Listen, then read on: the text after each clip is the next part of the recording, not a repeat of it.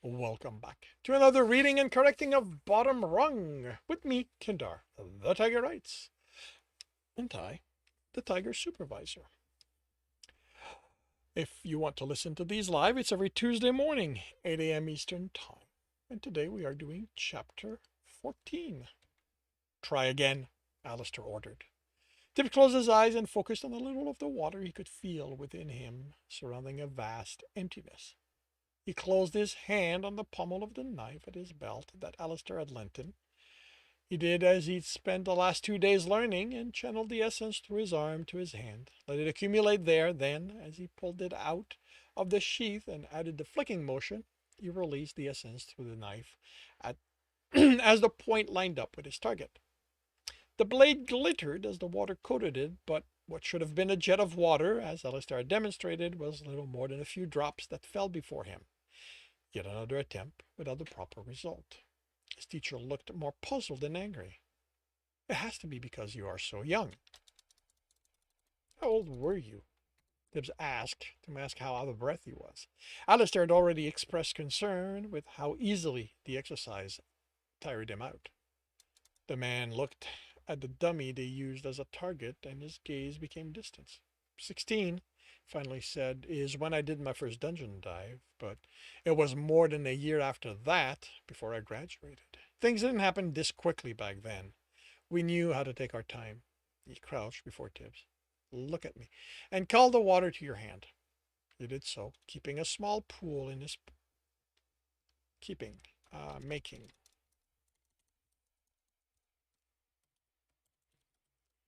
making the small pool in his hand. This didn't tire him out. He could keep the water in his hand for hours. It was the first thing Alistair had it was the first thing Alistair had him do. It was the moment he let it fall away that he felt it. Not the movement needed in flinging it, just the water no longer being in contact with him. The man, the man studied Tibbs's eyes. Still no change. Not even a hint of blue. Definitely your age. His tone became angry. I told her you were too young. Wondered if he should tell Alistair what he'd done. The choice he'd made instead of choosing water itself. Herself. Maybe it was why his eyes hadn't changed. With the attention Alistair put on his eyes, Tibbs had paid more attention to the other runners, and he'd noticed many of them had unusual colors. Tibbs had worked out that those with reddish-brown eyes had earth as their element by sneaking around the tents where the training for those with essence happened when Alistair had been called away. With air essence, those with air essence had light gray eyes. Fire was bright dark orange-red, and water was blue. There were other colors, green, silver, black. Silver. Um, that means Tibbs encountered someone with kinetic at some point. Interesting. Black and that strange color shifting that Terenia had, but he hadn't worked out the corresponding elements. Everyone who had an element had eyes that matched it, except for him. Alistair stood. All right, let's call this a day, Tibbs. Tomorrow we'll try something different. Clearly, the established methods aren't working. We'll start by testing your limits and go from there. So I'll see you after your regular rogue training. Pull the tent flap out for Tibbs. Tibbs exited and decided he couldn't afford to wait for a perfect opportunity. Is it possible water isn't the right element for me, and that's why it doesn't want to work? If he could convince his teacher to take him to another element under the pretense of trying to find the right one, it would make things easy for him. Alistair smiled sadly. That isn't how it works, Tibbs. If water had been wrong for you, you wouldn't have survived your audience. Is the reason why newly graduated divers are told to think carefully about the elements they will pick. Tibbs frowned at him. Well, we used to tell them that. Now it seems everyone gets rushed through without care for how many we lose. That's not it. Are divers what you called yourself? We're runners now. The older man smiled, this time in amusement. Yes, Dungeon dives is what we called what we did. The term changes every few decades, but to stay with your element, water accepted you, so the reason for why you have trouble handling the basics will be something else. Most likely your age, or the fact I didn't pick water. But can't we just check with one of the other elements? He asked, just to be sure. Alistair stopped and took Tibs by the shoulder. Tibs, picking an element isn't something you do, then change your mind, he said sternly. Even if somehow, even if even if I somehow found a way to convince one of the other rogues to take you to their element, they won't grant you an audience. You made your choice, and they will know. So I'm stuck this way. There had to be a point where Alistair gave in. The older man's face softened. I'm sorry Terenia pressured you into picking an element. I did try to convince you to wait, he smiled. But don't worry.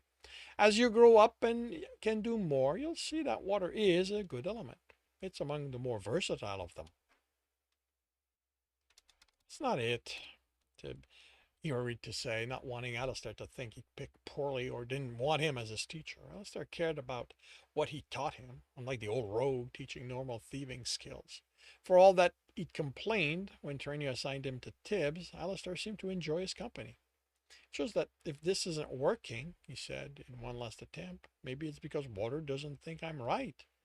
He looked down, focused on his feet and the essence that moved through his shoes. It no longer surprised him, as it had the first time, and he'd almost stumbled as he left the audience room with Alistair. He'd been tired from almost drowning and talking with the water essence, water element. And having made a choice that he already was uncertain was the right one. Keeping his head up had been a chore. As his eyes stared at his shoes, he noticed a strange flow. Tibbs hadn't been sure how to respond when Alistair had asked, but the man had been pleased when Tib told him what he saw. Now he had his element. Now that he had his element, the older rogue said he'd be able to see some of the magic in the world. I told you, if water didn't find you worthy, you wouldn't have survived. The rogue words snapped Tibbs out of his thought. They were by the guild building. Enjoy the rest of your day, Tibbs. I'm hoping our esteemed guild leader will deign to make time for me and that discussion I promised her. I'll see you tomorrow. The man entered and Tibbs walked away. Considering what he'd do, he wasn't hungry yet, and he didn't feel like sitting in the mess hall in case he was needed to fill a tea. He looked up. More and more roofs were wooden or tiled, so he could climb in. So that's where you were. Tibbs jumped and reached for where the practice knife would have been hadn't he returned it before they left the tent. Good reflex, Bardic said, but it helps if you wear a knife. Not that reaching for one openly in a town or city is a good idea. It could get you killed faster than whatever caused you to draw it. Also, the belt isn't where you should keep a knife. Didn't say anything before, Tibbs replied, looking around. Where had the man come from?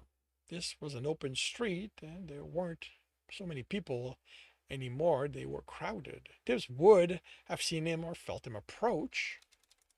But you have an element, right? That's why you were training with that guy. Show me your eyes.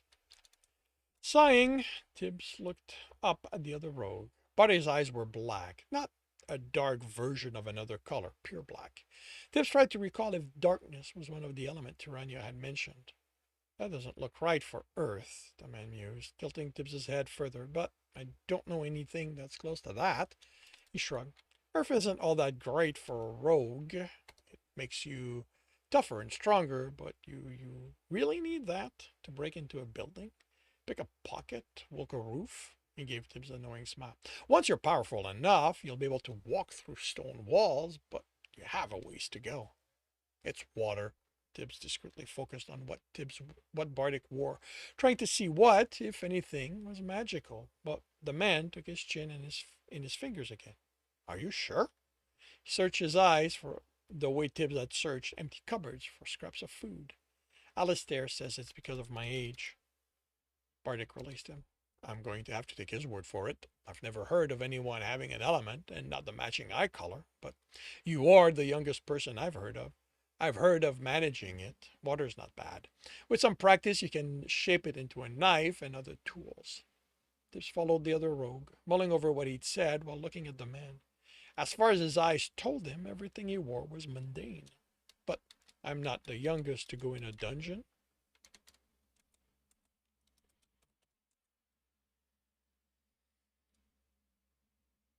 No, the rogue's expression darkened, but when he spoke, he sounded more sad than angry. About 60 years ago, about 60 years ago was the last time a dungeon appeared before this one.